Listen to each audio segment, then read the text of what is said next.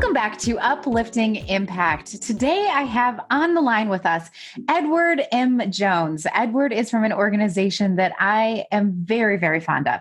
It's the Philanthropic Partnership for Black Communities. It's an organization called ABFE. And what they do is they bring together leaders across the country who are focusing on philanthropic work and that really are being led by leaders of color. And so one of the things that I love about ABFE is that it creates a great space to learn, to convene people, and to make sure that we are including everybody, particularly African-American issues, in our conversations. Edward's past and what he does right now is that he is the vice president of programs for ABFE. Prior to joining ABFE, he was the director of conference planning at the Council of Foundations. So he has been in this work for some time and really understands how you bring this idea of funding to the forefront and what you do to utilize it in order to bring about change. He also is just one of the kindest and most thoughtful people I have met in this space. So Edward, lovely to have you on the show.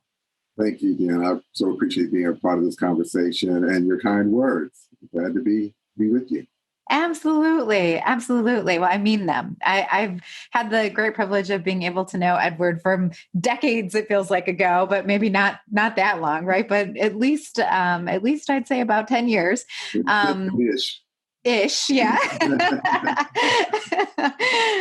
When I was actually leading a foundation, I remember the first time I've told Edward this story many times, but the first time I came to an ABFE gathering, I felt like, just this sense of relief, right? I could start conversations not at A, but I could start them all the way down further in the alphabet because there were so many people who were dealing with the same issues that I was, or grappling with things, or just wanted to understand things in a different kind of way. And it's hard to find that community. So really, ABFE, just huge part. And Edward does so much of the programming there. So he's the one to thank for it, and the rest of the staff, because everybody there is awesome. Absolutely, it's a village. It's truly a village. So thank you for that. Yeah, of course.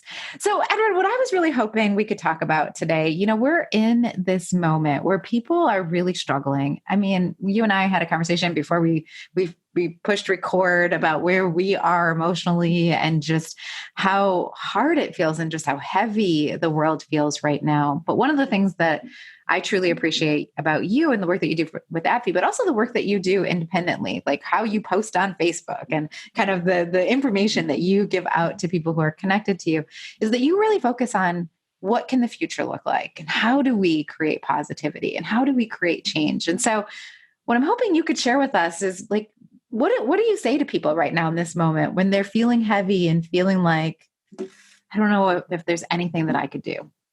Yeah, well, because these conversations keep coming up in big and small circles, virtually and socially distanced conversations in this day and age, but still conversations around the heaviness of the time. And this is before, George Floyd was murdered. It was before Breonna Taylor was killed and Amory was killed. And I get really caught up in thinking about the fact that we've been down these roads so many times, and some of us have lived through 2, 3, or more instances of this work. And we think about our elders who have really been around it.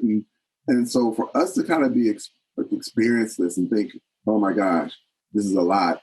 I challenge us to think about how much of a lot it was for those before us and the perseverance that it took before us. And that is what kind of gives me this range of emotions, from feeling heavy about this and then also thinking too that the positive that I see in it, the promise that I see in it, out of the ashes, there's always something better if we want it to be. And so that gives me the hope that kind of overrides the heaviness in a lot of ways. And it's a roller coaster. Every day has been a roller coaster. And if you turn on the news, then my gosh, the loops just keep getting deeper and higher and lower and the like. And so I really do think about the opportunity of the hope in all of it, and think about the urgency around what we can do while we're here to be part of that hope. You said the word roller coaster, and I was just looking through my text messages earlier this morning. I had 4 people use that word, roller coaster. feel like I'm on a roller coaster. And when I read it, the first person, I'm like, that's exactly what it feels like, right? Like the minute you feel like, okay, I can take a breath, I can see, then whew, here it comes again, and kind of feeling like, oh yeah, how do I get, this is a ride I want to get off of. Yes. I'm not fond of roller coasters anyways, right? But this is one I really, really, really want to get off of. Yeah. And I think one of the things that people are wondering is, well, what does that mean? Like, what is it that I can do? So you have a philosophy on this that I'd love for you to share with our listeners about, what is it to answer the question, what can I do? Yeah. Well, so, I mean, I do have the privilege of wearing different hats. I serve on a couple of boards. I'm also a founding member of a local giving circle. And through that giving circle work, we had been connected to other giving circles, Black and other people of color giving circles. And in that space, there was these conversations around the 4 T's, the time, talent, treasure, and that 4th T being testimony. And so, working in philanthropy and for all the years I've been in and connected to philanthropy, people always think about the treasure part in that space. But then the idea of, and particularly when we're talking about people that are on the front lines doing work, that are really already doing what our ancestors used to say, making $1 out of 15 cents, if they're lucky enough to get the 15 cents. When for any of us can give any of our time, that time becomes priceless. That's a staff person in the spirit of the work that they're doing, right? That they can't ill afford to pay at this time, particularly now. The talent that we all have some sort of a skill or talent that we can offer up, even if it is writing a post, even if it is just retweeting something. If you just are given the opportunity to like something on a social media platform, that gives people some of the heft that they need sometimes to show that they are a valid entity. And then the notion of testimony, the idea of all of us, particularly for the folks that have any kind of spiritual connections or thought around the importance of our stories, that testimony, whether it's your own journey or even lifting up someone else's journey so that they have a chance to have their story told through you to other people that can help influence and impact opportunities for that organization. Those 4 T's become priceless, and any one of them have, again, a priceless tag to them because it can really help make a difference for anyone. So I'm always lifting up the 4 T's every chance I can. That's great. And as somebody who has been, you and I both, we've been in all these seats. We've been in the nonprofits. We've been in the for-profits. We've seen, right, all these different organizations and how they handle these things. It doesn't really matter. Those 4 T's, everybody has one of them and probably all 4 of them, right? Whether it's 15 cents or $15 million, whether it's 2 hours or 10 minutes, whether, right, it's one story that's yours, whether it's 10 stories that are yours. But everybody has something, right, that they could be offering. The challenge is, how do you get creative about that? Yeah. And part of the challenge and part of the opportunity in that is to really start thinking differently anyway. Right. It becomes so easy for us to get into the same ways of doing anything that we do. Our world has forced us to think differently about the routines that we once knew to be true, whether it's going down the street or getting on a plane or in a train or on a car to go somewhere. The things that we once took so easy for granted are now not that easy for us anymore. And so it's forced us to think differently. And in the midst of all this, I think we have to think differently as well around how we navigate, how we do better at what we have been tasked to do while we're here. We're talking about the heaviness of all this. And I mean, you have not just a nation, but a world that is standing up and taking action for people they don't even know. Right. If we think about the magnitude of our desire to make a difference, to stand up and speak up for people we don't know, think about what we can do for the people that we do know. Think about the power. Wait, say that one more time. Sorry, I clapped and everything, Edward. Say that one more time. No, I can't help but think about the power that shows in that. I had aspirations with my partner. I'm going to the Netherlands this coming summer, next month. And while we can't go there, which was the first time to do it, I'm looking at thousands of people standing up for Black people in the United States, even in the Netherlands, where we ain't a whole bunch of us in the Netherlands already know that to be true. But the idea of the power that comes with that, if we really get the optics of that, we would really recognize just how powerful we are and how much of a difference we can make in this world, because we are already standing up for each other and for people that we know, but especially people that we don't even know. But we see the pain that comes with what we have witnessed, and we don't want to see that pain again. Yeah. No, that's really powerful. So one of the words that you used earlier, and you and I know this word because of our history in philanthropy, but you said giving circle. Can you explain to some of our listeners who may not know what that is, just what that is, why you started it, and maybe some of the things, if you've already decided where you might be putting some funds as it relates to what's going on, how you decided that'd be really helpful. Sure. So our giving circle, Black Benefactors, which is based in DC, we are not quite 15 years old. We're maybe approaching 15. I now forgot that's a shame, but I forgot how old our age, but we are 15-ish. And we were created by a number of professionals in the DC area who, some of whom worked at that time, they were working in philanthropy, in some way involved with philanthropy. And we were working for organizations, we were giving away other people's money, or involved in some way with other people's money. And we started saying, well, we can do this. We can figure out a way to pool our own resources and do that. I mean, giving circles have different connotations around different cultures over the centuries. People have found ways, villages have pooled resources, culturally, spiritually, intellectually. They found resources to support the advancement of their village. Mm-hmm. The families have found ways to do that. So our family in the air quote way of just some folks in this community, predominantly Black, that said we wanted to pool our resources. We decided to just put our money together, put it into a fund, and use that fund to follow some of the same and some unique principles of grant-making policies and practices. There are so many of them out there, so many examples of them out there. I would give a shout out to an organization that is a network of giving circles called the Community Investment Network.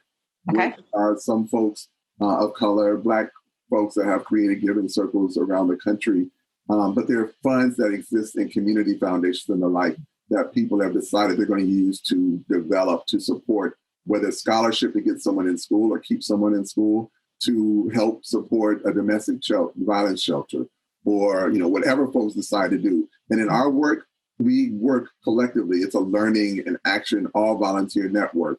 And everybody ain't ready for all the work. But those that come together, you can again do any of the 4 T's: give your time, talent, treasure, testimony to the cause. And if you all you want to do is give the treasure, we'll figure out what to do with it as a collective, and we'll advance work. And we identify organizations, particularly in this community, because we know Black-led organizations are often least funded. We make a really concerted effort to fund Black-led, predominantly Black-serving organizations in this community, and use those resources based upon whatever we've decided to focus on, whether it's childhood education, whether it's technology or housing and the like. We ain't putting millions together to do it, but what we got is creating millions of differences for people. So that's how we work. That's how we do it. That's amazing. And I love the idea of a giving circle because, like you said, they come in all shapes and sizes, right? So I know there's a giving circle that, the pay to play number is $10. Mm-hmm. And they have a group of people. They start off with 10 people. Then it was, 100 people. Then it was 1,000 people. So $10, but times 1,000 people, you're talking money now, right? And then you got some people in the group who could do $100, and you got some people in the group who could do $1,000, but they made it so that it was really accessible. And I think that it's one of those ways that as we're thinking about how we fund transformation, sometimes we think like, oh, we have to send our money here, or we always send our money there, or, oh, that's something that the government will do, or that's something that the philanthropic organizations will do. But it's something we can do too. That's right. We have the power of our own purses, right? And how we use them. That's right. Even to the extent that it's money that's often left on the table, but a lot of folks work for organizations that do some sort of a matching fund. Right. If you are giving $1,000 to an organization every year, they may match or double or triple that money to the same organization on your behalf. And folks have that resource before them, but it's sometimes a foundation, sometimes it's a corporate entity, and they don't do it. And I don't understand why you don't want to give away somebody else's money again for the good of your community. That should be a no-brainer. Yes. It doesn't require a lot of work, but it creates so much impact. It makes such a big difference that how could you not want to make a difference in your own community? So we've talked about giving circles. We've talked about corporate sponsorships, right? That are already exist in your organizations. Just some people don't even know the policies are there. So if you got a giving circle and you said, I'm going to give $10, and then your organization said, you know what? And we are going to double whatever you've given. You just raised $30 and you didn't have to do anything except for write a $10 check, right? And so how, I think that's just important when we think about this. I think, Edward and I have had conversations, and I've had these conversations with other funders throughout the country. It's not often that it's just a money issue, but money doesn't hurt. That's right. Right? Money doesn't hurt. And so if you're sitting and you're listening and you're thinking about this, one of the big questions could be, okay, well, what can I do personally? Well, you have these two options. I mean, the other thing is just the simplest. Just write the check, right?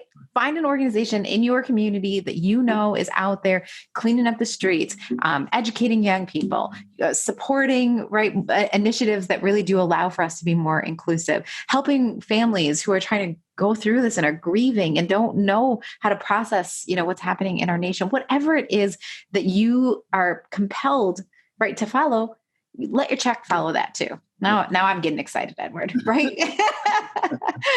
Because that's something we can all do. We can all do, absolutely. Yeah. And what's that's so important is that it can also become a catalyst for others to get on board. Absolutely. A lot of times, and I hear it, I see the passion. We have conversations with people young and old, see a need in the community, and sometimes say, I'm just going to create my own thing. And more often than not, that thing is probably already there, and you just may not know about it. But if you can go and support that thing through, again, any of the 4 T's, including that treasure, you can help make a difference without creating another thing that does not necessarily have the same, ability to grow and thrive. Because what we know to be true, and what ABFE has been doing a lot of push around, is supporting particularly Black-led, Black-serving organizations, because we just released a report recently called, Redlining by Another Name, that really lifts up the issues of Black-led, Black-serving nonprofits that are oftentimes not even anywhere near the table when funders get to talking about where they give. Funders oftentimes are really starting with folks with a six-digit, budget line item, and our organizations are starting well beyond that, exist well beyond that, have existed well and thrived well beyond that for years. They're not even getting a chance to get at the table. And so we're really elevating the issues of the lack of access to resources for, yes, we need all the resources that we can get when there's an incident, when there's a national disaster, when there's some other incident that creates and a cause for activation. But we also need long-term strategies around policy change. We need the folks to think about being engaged in new ways that oftentimes people don't want to fund. Funders don't want to necessarily fund. We want to support leadership in the next generation of folks moving. We need to look at research as it supports and moves in our communities in important ways. But that economic development piece is also another long-term sustainable strategy that really serves us all well. All of our communities thrive when we're economically solvent and sustained. And so funders can start thinking very differently around how we give, so we can really make a difference in different ways. Absolutely. And, there's a couple of things I just want to pull out of what you just said. One of them is that, we are in this space right now where there's a lot of people who are being called to action.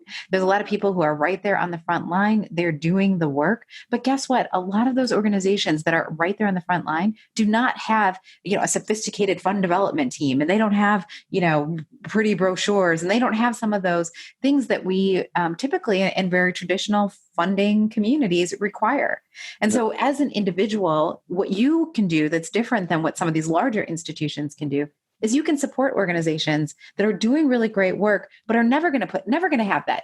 They're never going to have that sophistication and stuff because it's not what they value. What they value is getting out, doing the work, making the change, and seeing it happen in their communities. And they're doing it with, like you said before, 15 cents, right?